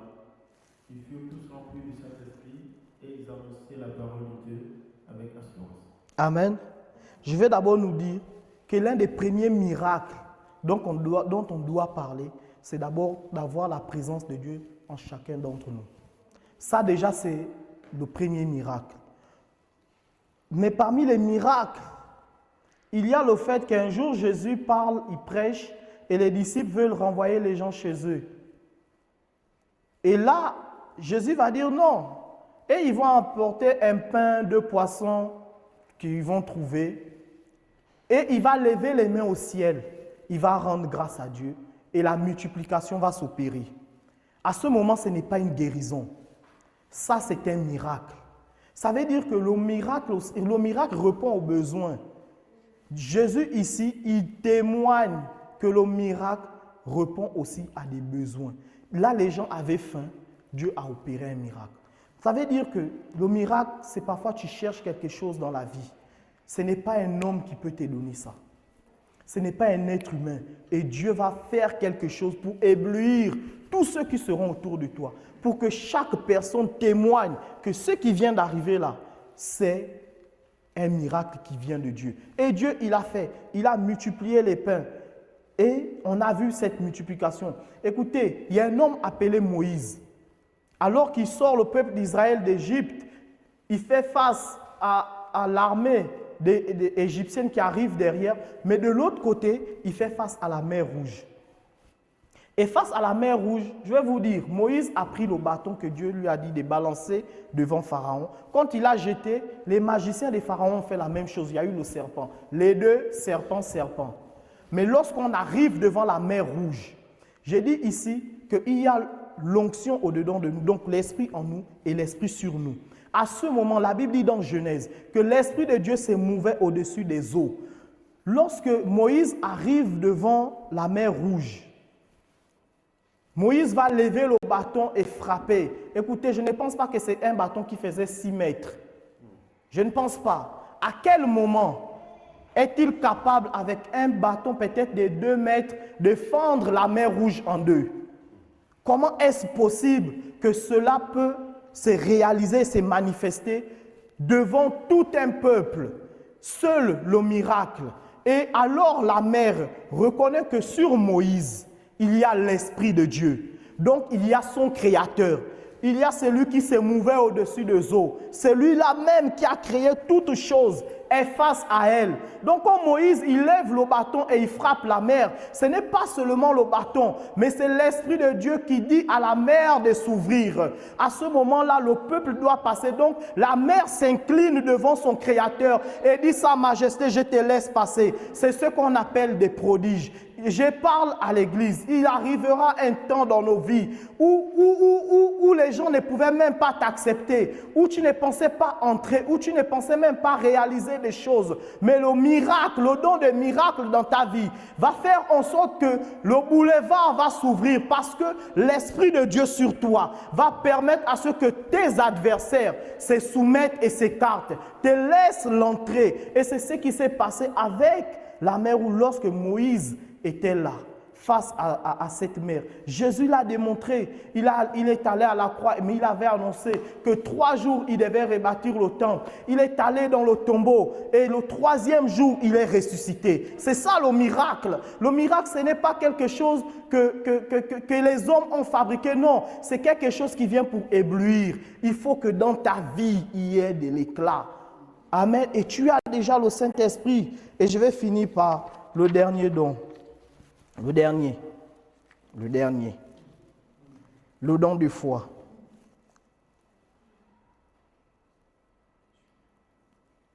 Amen. Est-ce qu'Ephraïm peut nous lire 1 Roi 18? 1 Roi 18, 36 à 39. Au moment de la présentation de l'offrande, Élie le prophète s'avança et dit, Éternel Dieu d'Abraham, d'Isaac et d'Israël, que l'on sache aujourd'hui que tu es le Dieu en Israël et que je suis ton serviteur, et que j'ai fait toutes ces choses par ta parole.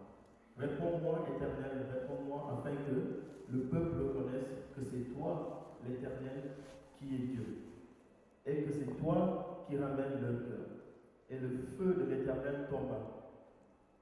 Il consuma l'holocauste, le bois, les pierres et la terre, et absorba l'eau qui était dans la fosse. Amen. Vous savez, ici, il s'agit d'Élie. Mais même Moïse, quand il a levé le bâton sous instruction, c'est la manifestation du don de foi. Élie vient, il prie pour que le feu tombe du ciel. Frères et sœurs, il faut une foi qui n'est pas une foi commune à tout le monde. C'est un don qui vient de la part du Saint-Esprit pour que le feu quitte le ciel et puisse détruire tomber sur l'Holocauste. Et Élie va prier parce qu'il sait que le Dieu qu'il prie est un Dieu qui peut répondre par le feu. Et que si seulement il met son don de foi à l'œuvre, Dieu sera obligé d'intervenir. Il y a un homme appelé Moïse dans Hébreux 11, 27. Il est dit, c'est par la foi qu'il quitta l'Égypte sans être effrayé de la colère du roi, car il se montra ferme comme voyant celui qui est invisible. Ça veut dire que donc, il a vu le Dieu invisible et comme il sait que le Dieu invisible qui a créé toutes choses est avec lui, alors il met sa foi en œuvre et il a sorti ce peuple d'Égypte. Amen.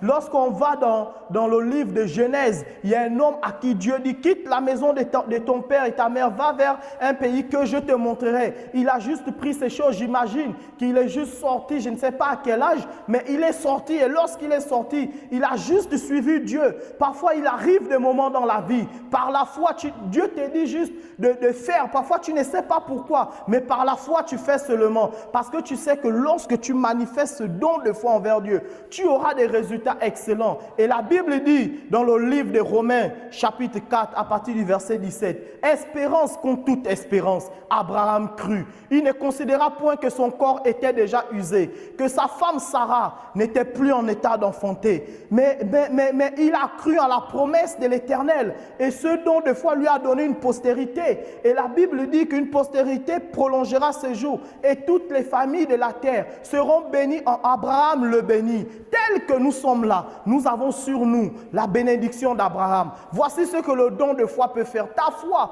peut faire en sorte que toute ta famille qui était attachée à des choses bizarres puisse sortir et glorifier le nom de Jésus. Parce que toi, tu es dans cette famille-là. La Bible dit qu'on ne met pas une lumière sous la table. On la met sous la table pour qu'elle puisse éclairer. Par ton don de foi, tu peux éclairer la vie de tous ceux qui sont autour et que les gens témoignent. Amen. Et je vais finir en vous disant ceci. La voie par excellence dont l'apôtre Paul nous parle en ce qui concerne les dons. Je vais vous dire.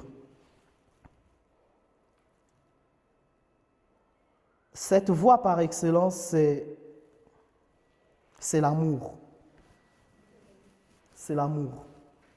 Il n'y a personne qui puisse manifester les dons de l'Esprit de Dieu à un très haut niveau. Vous savez, dans la Bible, il y a ce qu'on appelle les prémices. Dieu te montre qu'il est présent. Dieu te montre même que tu as ce don. Mais ce don ne pourra pas grandir si tu n'es pas quelqu'un qui manifeste l'amour. Et vous savez, entre 1 Corinthiens chapitre 12 et Corinthiens chapitre 14, il y a un chapitre au milieu. C'est le chapitre 13. Je vais lire quelque chose dessus. 1 Corinthiens chapitre 13. Quand je parlerai les langues des hommes et des anges, si je n'ai pas l'amour, je ne suis qu'un airain qui résonne ou une cymbale qui retentit. Et quand j'aurai le don des prophéties, la science de tous les mystères et toute la connaissance, quand j'aurai même toute la foi, jusqu'à transporter les montagnes, si je n'ai pas l'amour, je ne suis rien. Et quand je distribuerai tous mes biens pour la nourriture des pauvres, et quand je livrerai même mon corps pour être brûlé, si je n'ai pas l'amour, cela ne me sert à rien. Et ainsi de suite, quand on descend, on nous dit l'amour est patient, l'amour n'est pas envieux, l'amour supporte tout, etc., etc. Vous savez, Dieu, il est intelligent. Entre ces deux chapitres, il est venu mettre là au milieu l'amour. Ça veut dire quoi? Que tel que tu es là, la Bible dit l'amour de Dieu a été répandu dans nos cœurs. Donc aimer, en réalité, c'est un choix. C'est toi qui décides d'aimer ou de ne pas aimer. Mais sauf que quand tu aimes quelqu'un, tu ne peux pas mentir sur la personne. Quand tu aimes quelqu'un, tu ne fais pas du mal à la personne. Écoutez, les dons de l'esprit sont donnés pour servir les autres. Mais toi, les gens que tu n'aimes pas, tu les sers comment? Tu deviens hypocrite. Or, l'hypocrisie, c'est les dons de la chair.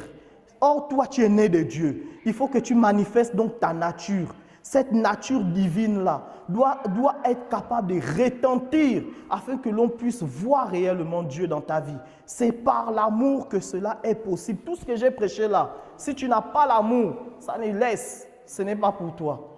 Je suis désolé de le dire, mais seul l'amour est capable de nous permettre d'avoir ces choses. Et l'amour de Dieu, nous devons grandir là-dedans. Nous dire qu'en tant que chrétiens, nous devons manifester l'amour. C'est l'amour qui nous pousse à prier pour des gens. C'est l'amour qui nous pousse à organiser des programmes de guérison, de ceci, des programmes d'évangélisation. Il faut que cet amour-là soit d'abord au-dedans de toi. Maintenant, où tu es là, où nous sommes là, est-ce qu'au-dedans de nous, quand on s'examine soi-même, quand on regarde Christ qui est le modèle par excellence et on s'examine soi-même, les dons c'est bien, mais je suis sûr, Dieu ne peut pas permettre que ces choses se manifestent à un haut point si tu n'es pas quelqu'un qui aime, parce que tu vas te détruire et tu détruiras les gens. Les autres n'auront plus, il y a des gens qui ne veulent plus venir à l'église à cause des prophéties. Il y a des gens qui n'ont plus envie d'entendre parler de Dieu. Pourquoi? Il y a des faux prophètes, ils ont menti, ils ont divisé les familles. Ils ont dit non, moi ma mère est sorcière, il est parti, il a fait les problèmes avec sa mère. Ils ne s'entendent plus. C'est le prophète qui a dit. C'est le pasteur, il a dit ceci, cela. Non. Mais l'amour de Dieu doit te pousser. Ça veut dire que moi, si Dieu me révèle que la mère de quelqu'un est sorcière, quel est l'intérêt de la personne d'entendre ça? Quel est son intérêt? En fait, l'amour doit pouvoir m'emmener à me questionner moi-même.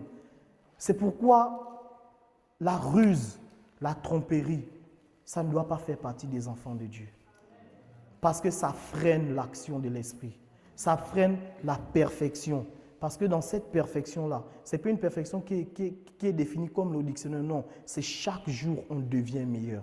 Pour la gloire de Dieu. Quand on dit devenir meilleur ici, c'est chaque jour tu manifestes le caractère de quoi? De Christ. Amen.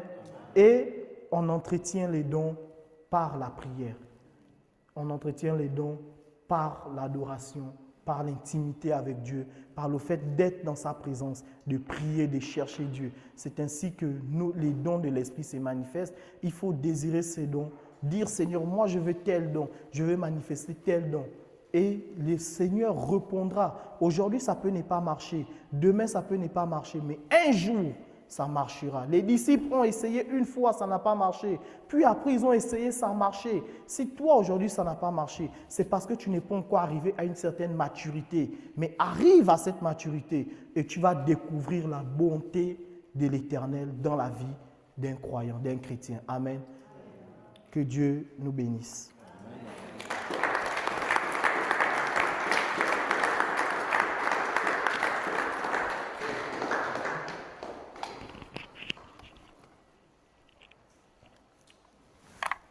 Amen. Je vois des têtes qui sont un peu fatiguées. C'est que 12h30. Hein. Parce qu'on est tous ici, on travaille. Parfois, on passe 8 heures au travail. Et personne ne s'est jamais plaint. Hein. Pourtant, on travaille pour gagner de l'argent, n'est-ce pas? Des choses qu'on va laisser sur la terre.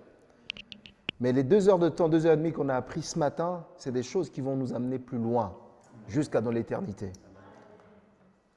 Est-ce que vous avez encore de l'énergie pour prier? Il ne faut pas que l'Église devienne un fardeau pour vous. Mettez votre faim de côté, mais c'est important ce que le Seigneur a mis dans le cœur de Narcisse ce matin sur les dons de l'esprit. Je sais qu'avec Steve, Ali et Priscille, on prie régulièrement souvent. Je pense que notre cœur à nous 4, souvent c'est les dons de l'esprit. On prie pour l'église ici, on prie pour l'église à Seven Oaks, on prie vraiment que Dieu répande de ses dons. Je vous demande simplement de fermer les yeux un instant. Fermez les yeux un instant. Imaginez. Vraiment, je nous demande d'imaginer. Là, je pense qu'on a tous faim. Imaginez une grande table avec des mets dessus. Et la personne qui se tient devant la table, en face de la table, c'est le Saint-Esprit. Et donc, vous avez la viande bien juteuse. Vous avez, pour ceux qui ne mangent pas la viande, vous avez des légumes extraordinaires. Vous avez du poisson. Vous avez du pain qui vient de sortir de la boulangerie, qui sent bon. Et on vous demande simplement de venir. Vous pouvez vous servir autant de fois que vous voulez. Mais que chacun prenne d'abord un aliment. Il va s'asseoir, il revient chercher un autre. Que chacun imagine un peu ce qu'il va choisir. Maintenant qu'on a tous faim. Maintenant, qu'est-ce que vous allez choisir? J'aimerais qu'on réfléchisse à ça. Ça y est, vous avez fait votre choix. Vous avez fait votre premier choix. Saint-Esprit dit, revenez encore, demandez. Vous choisissez le deuxième. Revenez chercher encore le troisième. Faites le mouvement, vraiment. Je nous demande de faire l'exercice.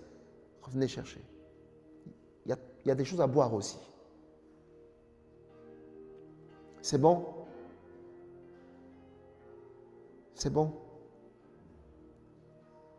Maintenant, imaginez que tout ce que vous venez de choisir, c'est comme les dons de l'esprit qui sont là.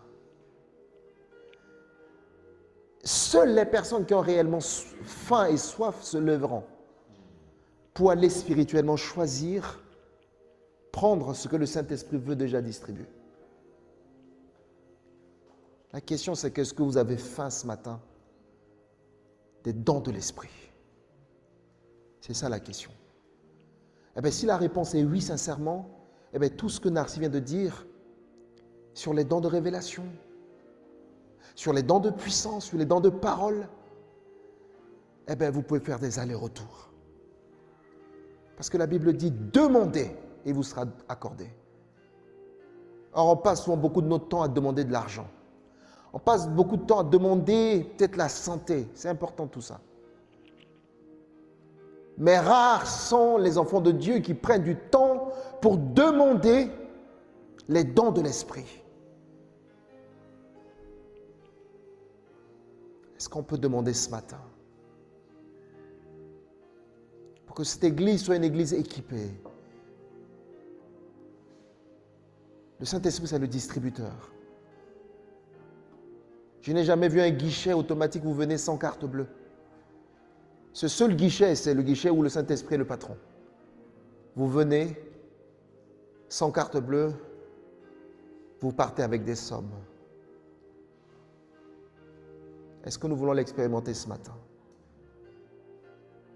Et si vraiment il y a des gens qui veulent l'expérimenter, je vous prie de vous lever à votre place et on va prier pour vous. On va prier pour vous. Parce que la Bible dit que ces dons-là, c'est pour nous, pour nos enfants et pour nos petits-enfants. Il est hors de question que nous passions à côté de ça. Aspirons, courons derrière ces dons-là. Si vous vous sentez concerné, vous pouvez vous lever. On va prier. Et comme ça, on terminera ce temps de culte.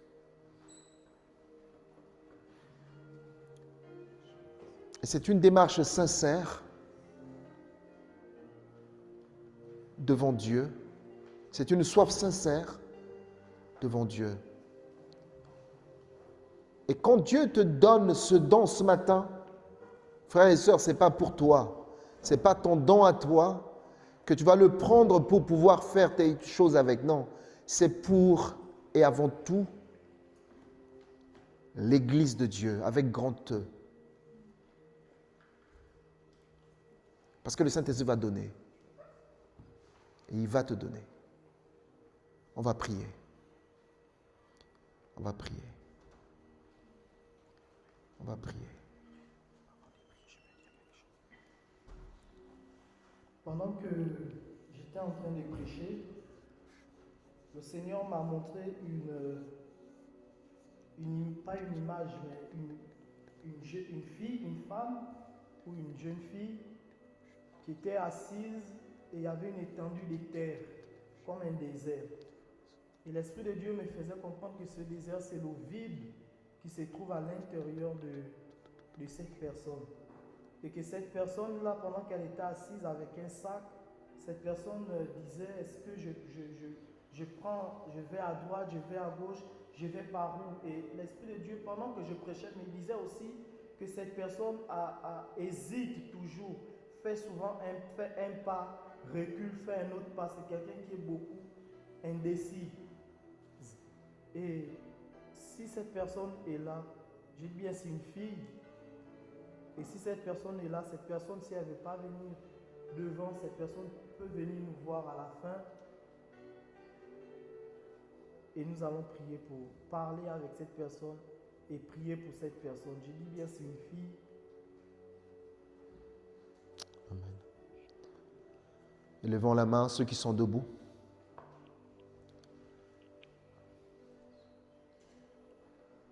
On va prier.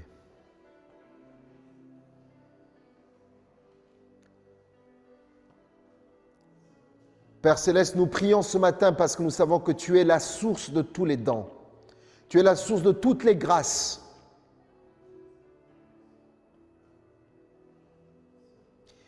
Merci Jésus-Christ parce que tu es le médiateur qui nous permet de pouvoir accéder à cette grâce-là. Et merci Saint-Esprit parce que tu es le distributeur de cette grâce, de ces dons. On en a parlé mardi dernier. Maintenant, Seigneur, je prie au nom de Jésus pour tous mes frères et toutes mes sœurs qui sont debout, les mains levées vers toi. Seigneur, tu connais dans le cœur de chacun quel don chaque personne y aspire ce matin.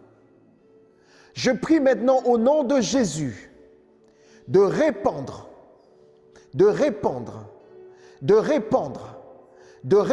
maintenant ces dons, Seigneur, sur les chairs qui sont debout, en ta présence. Seigneur, qu'ils reçoivent, Seigneur, ces dons de toi. Je prie au nom de Jésus que ces dons servent pour l'édification du corps de Christ.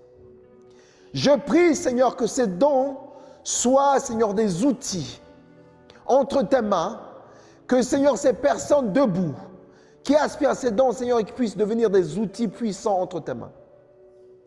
Que tu les bénisses, que tu les remplisses. Seigneur, que aujourd'hui puisse être un nouveau départ avec toi. Viens, Seigneur, accorder la soif. Viens accorder la faim spirituelle sur ces dons. Je prie maintenant au nom de Jésus. Viens permettre à ce que Seigneur Jésus-Christ puisse donner le kit d'utilisation de ces dons à chaque personne debout. Seigneur, des personnes qui ont déjà reçu des dons de toi, qui en manifestent, je prie aussi pour eux, pour que tu continues à les utiliser puissamment pour ta gloire. Je te bénis, je te remercie Seigneur. Souffle maintenant sur ton Église. Au nom de Jésus. Amen. Amen. Amen.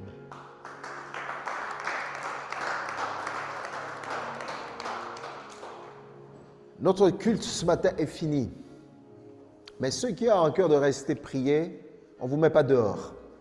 D'accord? Le culte est fini. Donc nous souhaitons vraiment de passer une excellente semaine. N'oubliez pas, le 1er août, il y a la journée jeûne et prière ici. Donc on va passer une bonne journée ensemble. Venez prier. Venez, ce sera prière, enseignement de la parole de Dieu. Donc je nous encourage, je prie qu'on puisse être plus nombreux qu'aujourd'hui pour ce temps de jeûne et de prière, parce que nous en avons besoin. Et c'est aussi l'occasion d'exercer les dons que vous avez reçus aujourd'hui. Amen. Vous avez du pain là-bas. Prenez du pain, rentrez, prenez 2, 3, 4. C'est gratuit. Amen. Ça fait partie des dons aussi que le Seigneur donne à l'Église. Amen. Soyez bénis. Bon dimanche.